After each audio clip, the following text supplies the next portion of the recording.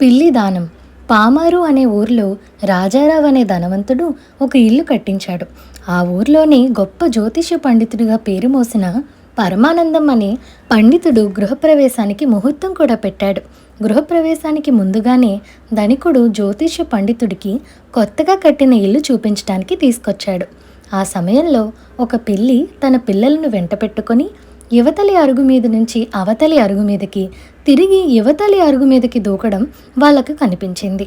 ఇది చూడగానే పరమానందానికి ఒక ఆలోచన తట్టింది. ఇల్లు కట్టినవాడు బాగా డబ్బున్నవాడే కాక అనేక మూడు విశ్వాసాలు గలవాడు. అందుచేత బాగా లాభం పొందటానికి ఒక మార్గం ఆలోచించాడు పరమానందం.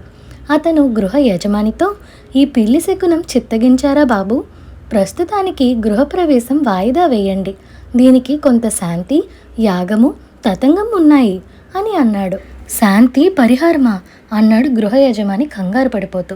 తమకు అదంతా అరటిపండు ఒలిచినట్టు చెబుతాను అని పరమానందం ఒక సంస్కృత గ్రంథాన్ని తెచ్చి అక్కడక్కడ చదివి, చూసారా, మార్జాల లంఘనము, దాని వెంట ఉన్న 2 కూనలును ఏం సూచిస్తున్నాయంటే, ఈ ఇంటిలో 2 పిశాచాలు దూకుతూ ఆడుకుంటున్నాయి.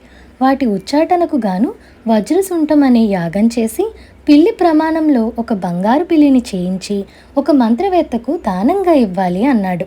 అలాగే చేద్దాం. ఆ యాగం అది మీ చేతుల మీదుగానే చేయించండి. దానం కూడా మీరే పుచ్చుకుందరు అని అన్నాడు గృహ యజమాని. పరమానందాన్ని మించిన మంత్రవేత్త మరెవరూ లేరని అతని నమ్మకం. గృహప్రవేశానికి కొంచెం వ్యవధిగా ముహూర్తం పెట్టి ఆ ముహూర్తంలోనే యాగం కూడా ఏర్పాటు చేశారు. దానికి మంత్రవేత్తలు కొందరు వచ్చారు. వారిలో కృష్ణభట్టు అనేవాడు మంత్రశాస్త్రం పడచదివినవాడు. ఆయన మార్జాల శకునం గురించి కానీ వజ్రసుంఠ యాగం గురించి కానీ ఎక్కడా చదవలేదు, ఎన్నడూ వినలేదు. ఈ పరమానందం గృహ యజమానిని మోసం చేస్తున్నాడని గ్రహించి కృష్ణభట్టు పరమానందంతో రహస్యంగా, ఈ యాగం ఏంటి, ఈ బంగారు పిల్లి దానం ఏంటి, దీని సంగతి ఏంటో తేలుద్దామనుంది అని అన్నాడు. ఇప్పుడు గొడవ చేయకు, ఈ తతంగం పూర్తయిన తర్వాత మనం మాట్లాడుకుని ఏదో ఒక ఏర్పాటు చేసుకుందాం అన్నాడు పరమానందం. కర్మకాండ ముగిసింది. పరమానందం బంగారు పిల్లిని దానం పట్టాడు. ఇళ్లకు వెళ్ళేటప్పుడు కృష్ణభట్టు పరమానందంతో, నా ఆలోచన అనుమానం తీరనే లేదే అన్నాడు. ఆలోచన అనుమానం ఏముంది, ఆ పుణ్యాత్ముడిచ్చాడు, నేను దానం పుచ్చుకున్నాను, ఇది మా ఇద్దరికీ సంబంధించిన విషయం అన్నాడు పరమానందం. కానీ ఇందులో ఏదో మోసం ఉంది. ఆ సంగతి దానం ఇచ్చిన పెద్ద మనిషికే కాక రాజుగారికి కూడా తెలిస్తే మంచిది అన్నాడు కృష్ణభట్టు కోపంగా. చీకటి పడ్డాక జామురాత్రి వేళ మీరు మా ఇంటికి వచ్చినట్లయితే బంగారు పిల్లిలో మీకు వాటా ఇస్తాను, సరేనా అన్నాడు పరమానందం. నా ఒక్కడికి ఇవ్వటం కాదు, ఇవాళ వచ్చిన సదస్యులలో మంత్రవేత్తలం 10 మంది దాకా ఉన్నాం, అందరికీ వంతు రావాల్సిందే అన్నాడు కృష్ణభట్టు. దానికేం, అలాగే చేద్దాం, మీరు జామురాత్రికి మా ఇంటికి రండి అన్నాడు పరమానందం.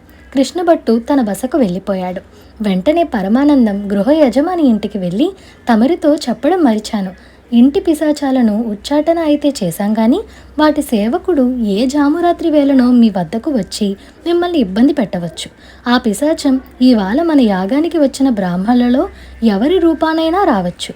అందుచేత మీరు ఈ కర్రను తీసుకొని ఆ పిశాచాన్ని చూడగానే నెత్తి మీద బాదండి అంటూ చేతికర్ర గృహ యజమానికి ఇచ్చాడు. ఆ రాత్రి జాము పొద్దు పోయాక కృష్ణభట్టు పరమానందం ఇంటికి వెళ్ళి తలుపు తట్టాడు. పరమానందం తలుపు తెరిచి, నువ్వా, ఏం పని ఇక్కడ నీకు అని కటువుగా అడిగాడు. ఆ బంగారు పిల్లి గురించి మాట్లాడడానికి వచ్చాను అన్నాడు కృష్ణభట్టు. నీతో మాట్లాడాల్సిందేమీ నాకు లేదు, ఆ దానం నాది, నేను ఎవరికీ అందులో వాటా ఇవ్వను అన్నాడు పరమానందం. అయితే సంగతి అంతా పెద్ద మనిషికి చెప్పనా అన్నాడు కృష్ణభట్టు. ఇప్పుడే వెళ్ళి చెప్పుకో, నాకేం భయం లేదు అంటూ పరమానందం తలుపు ధడేల్మని మూసేశాడు. కృష్ణభట్టు తిన్నగా గృహ యజమాని ఇంటికి వెళ్ళాడు. ఆయన తలుపు తట్టబోతుండగా లోపల నుంచి మాటలు వినిపించాయి. కృష్ణభట్టు ఆగి ఆ మాటలు విన్నాడు. ఏంటండి, ఆ కర్ర పట్టుకొని అలా తలుపు దగ్గర తిరుగుతున్నారేమిటి అని ఇంటాయన భార్య అడుగుతున్నది. మరేం లేదే, పిశాచాల నౌకరెవరో బ్రాహ్మణుడి వేషంలో వస్తాడని మన పరమానందం గారు హెచ్చరించి వెళ్ళారు. వచ్చిన వాణ్ణి తల పగలగొట్టమని మంత్రించిన ఈ కర్ర నాకు ఇచ్చి వెళ్ళారు. ఆ పిశాచాల నౌకరు కోసం ఎదురు చూస్తున్నా అన్నాడు ఇంటి యజమాని. పరమానందం వేసిన ఎత్తు కృష్ణభట్టుకు అర్థమైంది. అదృష్టవశాన తనకు గండం వెంట్రుక వాసిలో తప్పింది. ఇంత దుర్మార్గానికి ఒడిగట్టిన పరమానందాన్ని శిక్షించాలి.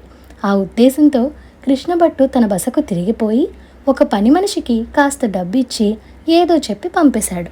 ఆ పని మనిషి వచ్చి గబగబా పరమానందం ఇంటి తలుపు తట్టి తలుపు తీసిన పరమానందంతో, అయ్యగారు, ఇవాళ గృహప్రవేశం చేసిన బాబుగారు ఎందుకో స్పృహ లేకుండా పడిపోయారండి. అమ్మగారు తమని వెంటనే రమ్మంటున్నారు అని చెప్పింది. పరమానందం ఆశ్చర్యపడుతూ కొత్త ఇంటికి బయలుదేరాడు.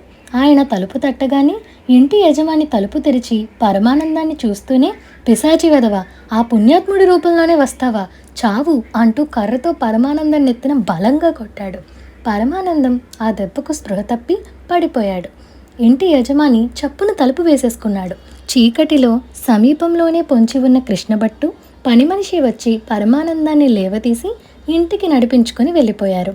దెబ్బకు ఆ పిశాచం వదిలిపోయిందనుకుంటాను. ఎప్పుడైనా బంగారు పిల్లిని అందరికీ సమంగా పంచుతావా అని కృష్ణభట్టు పరమానందాన్ని అడిగాడు. బుద్ధొచ్చింది, పంచుతాను, రేపు అందరినీ వెంటబెట్టుకురండి అన్నాడు పరమానందం. మర్నాడు బంగారు పిల్లిని 12 మంది పంచుకున్నారు. ఇదండి ఇవాల్టి కథ. ఈ కథ మీకు ఎలా అనిపించిందో మాకు కామెంట్ సెక్షన్లో చెప్పండి. అలాగే మీకు ఈ వీడియో నచ్చినట్లయితే like, share, subscribe to Priya stories Telugu. Thank you for watching.